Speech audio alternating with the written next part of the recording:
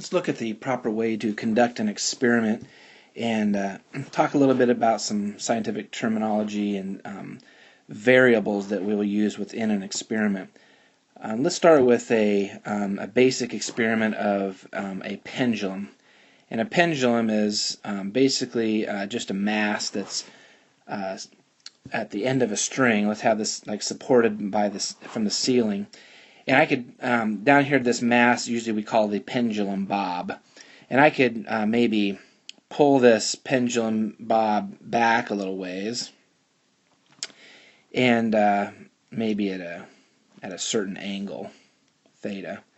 And I could let it swing, and it would swing down, and then up here I'll try to draw it in here, kind of where it would be here too. Okay, and so it's going to swing over and then back one time. And what we call that, the amount of time it takes to swing over and back one time, is given by capital T. It's called the period of the pendulum. It takes a certain amount of seconds.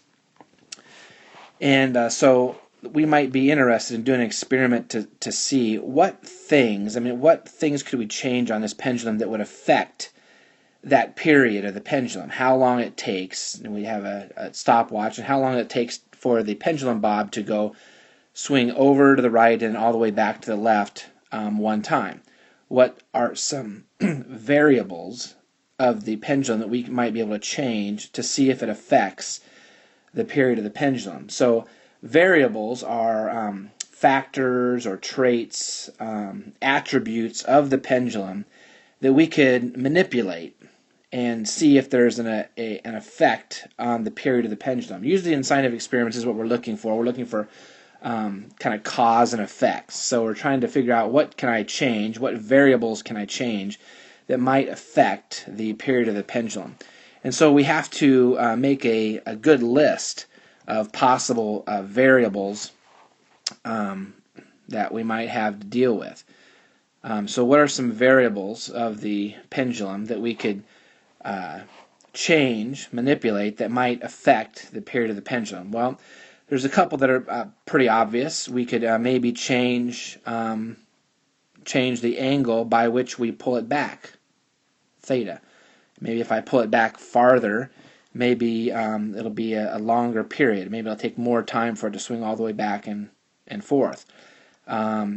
Maybe the length of the pendulum, how long this string is right here. What about the mass of the pendulum bob? How heavy is this object right here? Would that affect the period of the pendulum? Those are kind of some three obvious things I think that we can see about the pendulum. There might be others. And in fact, one other thing we might look at is what is the gravitational pull? What's gravity? We can maybe see how gravity affects it. Now, normally our experiment that we're going to be doing on a pendulum would all be on the Earth and at the same location in the same room. So gravity probably isn't something a variable that we might be changing, but it could have an effect on the period of the pendulum. We might do that in some other experiment. So these are all variables that we could possibly use in our experiment.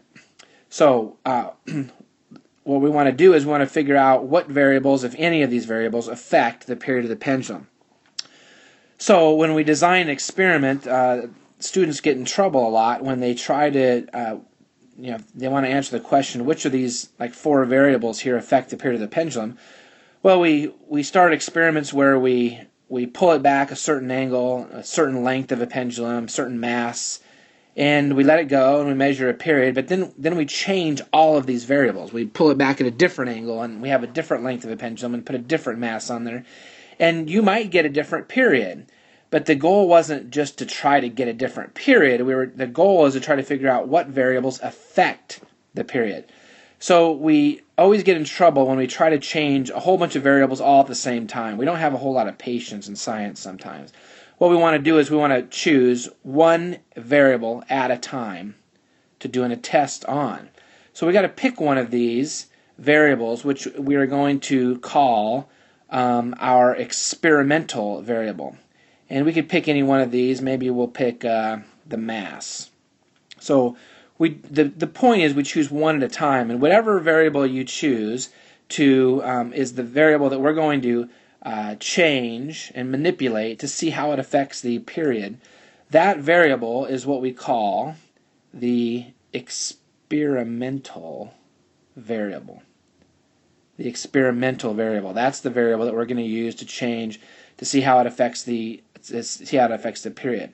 Now, what about all these other variables? Well, at the time, if we decide which one variable we're going to use as our experimental variable, all these other variables we need to control and keep them constant. They must not be changed at all within this particular experiment.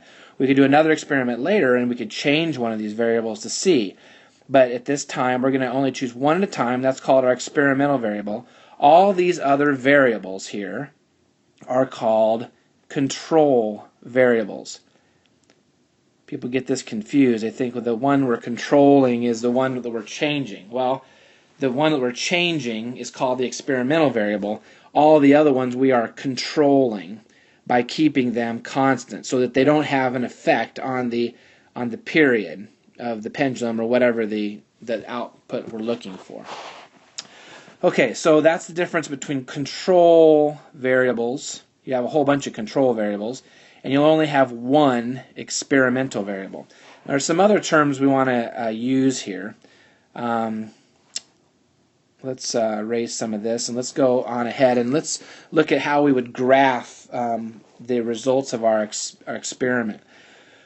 When we make a graph, we only have two variables that we're graphing against each other. We have the y-axis here, and we have the x-axis here. And if you know in math, usually we say that the y depends upon the x. So we have an equation like y equals something x. So y depends on the x. In fact, depending on how much math you've had, you know that eventually you actually even stop using the variable y. You call it f of x. So it's like a function of x. So if I put in something in for x, what is y, or what is the function of x? And so if you miss that day in math, then you're probably lost forever. So we kind of stop even using the letter y. We use f of x, or a function of x. That's kind of beside the point. So whatever we want to put on the y-axis is what we call our dependent variable.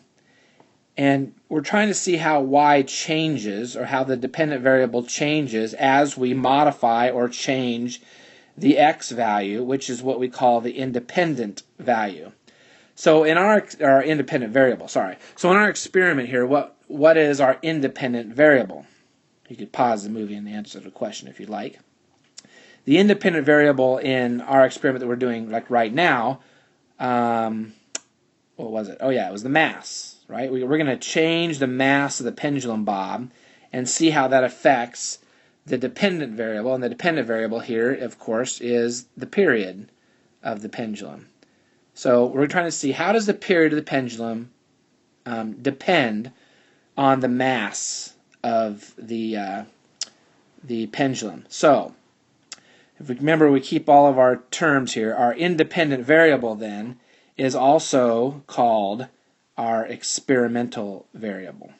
The experimental variable is the one that we put on the x-axis. It's also called our independent variable. Now our dependent variable is in this case is what we put on the y-axis. It's going to be our period. It's going to be the thing that we're trying to see what's the effect of this particular variable depending on how we change our independent variable. So we have experimental variable is the one that we're changing, modifying to see how it changes our dependent variable. And then all other variables during this experiment are what we call control variables, because we're going to keep them completely constant and we're not going to change them at all. Now what we might find is we might get some kind of graph. In this particular experiment, if you do this experiment, you will find out that you'll get a graph that will actually look like this, which means that there was absolutely no change. I can actually put lighter masses or heavier masses on this thing, and I can find that the period stays exactly the same the whole time. Now that's going to also, you have to be careful with our experiments. That's going to mean That's only going to happen if we don't have any air resistance. So a lot of times we have air resistance here on the Earth and wind resistance, so the shape of the object might come into play. But if we had no air resistance, then it wouldn't matter how heavy of an object I have, the period actually wouldn't change, and that would be useful information to determine about the period. So we have a couple terms I want us to keep track of. The difference between independent and dependent variables. The independent variable is also known as the experimental variable, the one variable you're going to be changing to see how it affects the dependent variable. And all other variables in the experiment are what you call control variables, because those variables you're going to keep constant throughout the experiment because we're not doing an experiment on those particular variables at that particular time.